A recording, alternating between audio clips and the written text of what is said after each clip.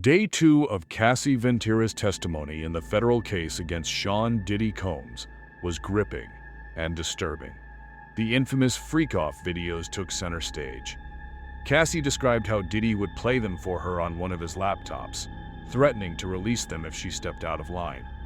She begged him to delete them, but he used them to shame and control her, especially when she began seeing someone else. Now, if that's true, it sounds a lot like extortion. And extortion is a crime. But here's the catch: extortion is a state crime. This is a federal case, and for the charges to stick, prosecutors have to prove something very specific: that Diddy used force or coercion tied to interstate commerce to carry out sexual exploitation. And that legal circle, it hasn't quite been closed. One of the most chilling moments came when Cassie recalled an incident at the Cannes Film Festival. Diddy accused her of stealing drugs from his yacht. He threw her off the boat while her passport was still on board. She made it to the red carpet that same night, but when she returned to New York, Diddy showed her the Freakoff videos again. She said she felt trapped. The prosecutor asked her what happened next. Cassie said they went to dinner, and then he wanted to have a freak-off, so they did.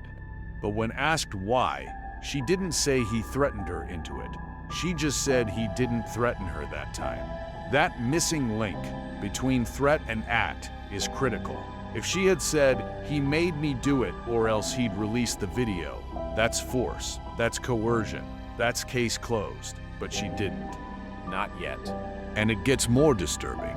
Cassie recounted a time when Diddy came to her house and raped her. She described his eyes as black, said he took something from her that she couldn't get back. She cried. He finished. He left. But later, she says she voluntarily went back to him. When asked why, she said, "We had been together for 10 years. But let's be clear, if he raped her, the duration of their relationship doesn't matter. It's rape. That's a crime. Again, though, that's likely a state matter, and this is a federal case about sex trafficking, freak-offs, and coercion." One of the more potentially incriminating moments came when Cassie recalled her 29th birthday. She was at a restaurant, Blind Dragon, when Diddy had her pulled out for a freak-off. If pulled out means physically taken or forcibly removed, that could finally suggest the coercion element the prosecution needs. But the prosecutors didn't press the issue. They didn't ask if she resisted, if she was scared, or if she was threatened. That could have been a key moment, but it wasn't delivered with a bow. Then there's the beating. Prosecutors showed a 15-minute video to Cassie, not the one the public saw on CNN, but what appears to be the original surveillance footage from 2016 at the Intercontinental Hotel in Los Angeles. The assumption had been that Diddy paid someone to destroy the hard drive. But this version? It looks like the real deal. Multiple angles, high quality.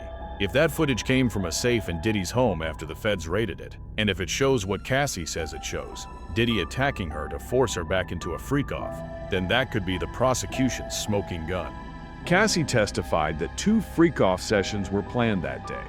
She was allegedly beaten in between them. But she didn't clarify where the beating happened.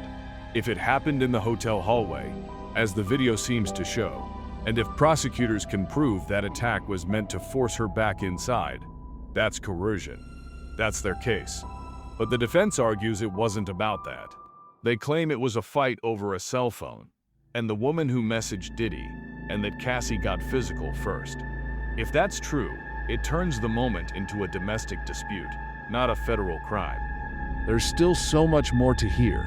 Cassie's painting a chilling picture of abuse, violence, and psychological manipulation. But for a federal conviction, the prosecution must do more than tell a horrifying story. They must prove that Diddy used force and coercion to push Cassie, and potentially others, into sexual acts tied to money, travel, and exploitation. And while they're getting close, they haven't quite completed the circle. Not yet. But if another witness steps in, say a sex worker who was present during one of those freak-offs, and testifies that Diddy used force to make Cassie participate, that could be it. That could seal the case. Until then, the jury and the world are still waiting for the full truth.